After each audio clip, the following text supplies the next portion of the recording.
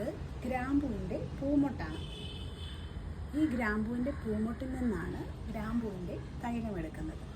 ഗ്രാമ്പൂവിൻ്റെ തൈലം നല്ലൊരു antibiotic property ഉള്ള ഔഷധമാണ്. ഗ്രാമ്പൂവിൻ്റെ തൈലം വായ ദുർഗന്ധം, പല്ലുവേദന എന്നിവയെ ചൂടുവെള്ളവും ചേർത്ത് വായിൽ കവിട് കൊള്ളുന്നത് നല്ലതാണ്. അതുപോലെ തന്നെ പല്ലുവേദനയിൽ പഞ്ഞിയും മുക്കി ഗ്രാമ്പൂവിൻ്റെ തൈലം പല്ലുവേദനയുള്ള ഭാഗത്ത് വെക്കുന്നത് ആശ്വാസം നൽകും. പിന്നീട് ജലദോഷം, തൊണ്ടവേദന, പനി മുതലായവയിൽ ഗ്രാമ്പൂവിൻ്റെ തൈലം കുറച്ച് ചൂടുവെള്ളവും ചേർത്ത് ആവി പിടിക്കുന്നത് നല്ലതാണ്. നമ്മുടെ ശ്വാസകോശത്തിന് നല്ല രീതിയിൽ സങ്കോച വികാസത്തെ വർദ്ധിപ്പിക്കുന്ന ഒരു ഔഷധദ്രവ്യമാണ് ഗ്രാമ്പൂവിൻ്റെ തൈലം.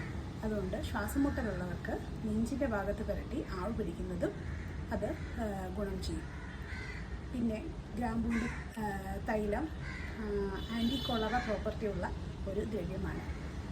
കോളറയ്ക്ക് കാരണമായ വിബ്രിയോ കോളറയെ നശിപ്പിക്കാൻ ഇതിന് സാധിക്കും. അതിനാൽ ഗ്രാമ്പൂവിൻ്റെ തൈലം തിളപ്പിച്ച വെള്ളം കോളറയിൽ ഉപയോഗിക്കുന്നത് നല്ലതാണ്.